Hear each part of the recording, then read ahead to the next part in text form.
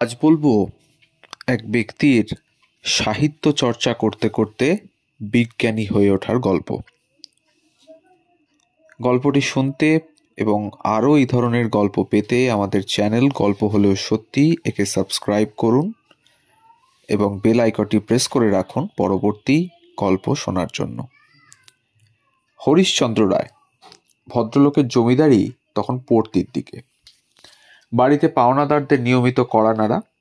স্ত্রী ভুবনমোহিনী দেবী অঝরে কাঁদতে কাঁদতে নিজের গয়নার টাকায় কেনা জমিদারির তালুক বিক্রির কাগজে সই করছেন।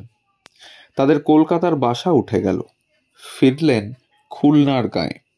ছেলেরা উঠলেন হোস্টেলে। সেজ ছেলের জন্ম 2রা আগস্ট 1861। জীবনে এই দৃশ্যটি মনে থেকে গেল। কিছুদিন পরে সেই ছেলেই উচ্চশিক্ষার জন্য বিলেতের পথে রওনা দিতে উদ্যোগী হলেন। যাওয়ার আগে মাকে বললেন, জীবনে সাফল্য লাভ করলে প্রথমেই সম্পত্তি পুনরুদ্ধার ও বাড়ির সংস্কার করব। সেই কাজ বেশ কিছুটা করেও ছিলেন, কিন্তু বাড়ির তুলনায় বাইরের জগৎ তাকে বেশি টানে। সেই টান আর দেশের কাজের জন্যই তিনি রবীন্দ্রনাথ ঠাকুরের ভাষায় আচার্য। তিনি প্রফুল্লচন্দ্র রায়। বাবার পরিকল্পনাতেই কলকাতায় পড়তে আসা। ওঠা 132 নম্বর আমহা স্ট্রিটের বাসা চাঁপাতলায়।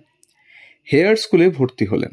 1870-এর কলকাতায় তখন কলে জল সরবরাহ শুরু হয়েছে। বিজ্ঞান মনের অধিকারী বালক প্রফুল্লচন্দ্র বিষয়টি অবাক বিস্ময়ে দেখতে থাকলেন। বারবার ছুটে যেতেন ময়দানে, অ্যালবার্ট হলে কেশবচন্দ্র সেনের বক্তৃতা শুনতে। ব্রাহ্ম ধর্মের প্রতি অনুরাগ এই সময় থেকেই তৈরি হলো।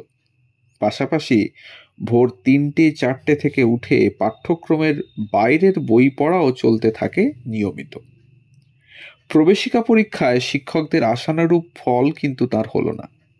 এরপরে বিদ্যাসাগরের কলেজ মেট্রোপলিটন ইনস্টিটিউশনে ভর্তি হওয়া। সেখানে ইংরেজি সাহিত্য পাঠ শুরু সুরেন্দ্রনাথ বন্দ্যোপাধ্যায় ও প্রসন্ন কুমার লাহিড়ীর কাছে। চলল কালিদাসের কাব্য পাঠও। কিন্তু এই পর্বেই প্রেসিডেন্সি কলেজের বাহিরের ছাত্র হিসেবে স্যার আলেকজান্ডার পেটলারের প্রেরণায় রসায়নের প্রতি বিশেষ টান শুরু। জীবনের মোড় ঘোরাও তখন থেকেই। নিজ গৃহেই ছোট্ট গবেষণাগার গড়ে গবেষণা শুরু করেন। নিজের পড়াশোনা চালিয়ে যাওয়ার জন্য এডিনবার্গ ইউনিভার্সিটির গিলক্রিস্ট বৃত্তি পরীক্ষা দেন এবং উত্তীর্ণ হন। 1882 সালে ইংল্যান্ড যাত্রা করেন। এডিনবার্গ ইউনিভার্সিটি থেকে 1884 সালে বিএসসি ডিগ্রি পান। এডিনবার্গ থেকেই 1887 সালে ডিএসসি ডিগ্রির সঙ্গে সঙ্গে হোপ প্রাইজ বৃত্তি লাভ করেন। 1888-তে তিনি ফিরে এলেন কলকাতায়। প্রেসিডেন্সিতে শুরু হয় তার শিক্ষক জীবন। যোগ্যতা থাকা সত্ত্বেও নেটিভ হওয়ার কারণে অপেক্ষাকৃত কম মাইনে ও কম সম্মানের প্রভিন্সিয়াল অধ্যাপক হিসাবে এখানে যোগদান করেন তিনি।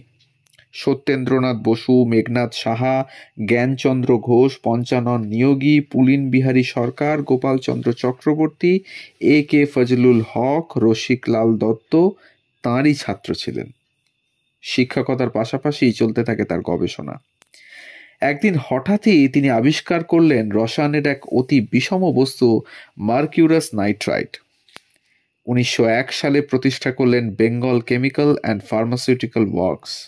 মূলধন বলতে ছিল মাত্র 800 টাকা আর পূর্ণ আত্মবিশ্বাস। এছাড়াও Calcutta pottery works, Bengal enamel works, national tannery works প্রতিষ্ঠায় তিনি ছিলেন প্রধান উদ্যোক্তা। 1944 সালের 16 জুন এই মহান বিজ্ঞানী 82 বছর বয়সে পরলোক গমন করেন।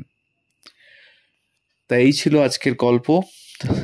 আমাদের গল্প যদি ভালো লাগে তাহলে গল্প হলেও সত্যি এই চ্যানেলটিকে সাবস্ক্রাইব করুন, বন্ধুদের সাথে শেয়ার করুন, বেল আইকনটি প্রেস করে রাখুন পরবর্তী গল্প পাওয়ার জন্য। প্রতিদিন এই চ্যানেলে থাকছে একটি করে গল্প। কমেন্টের মাধ্যমে জানান কীরকম লাগছে। পাশে থাকুন। ধন্যবাদ।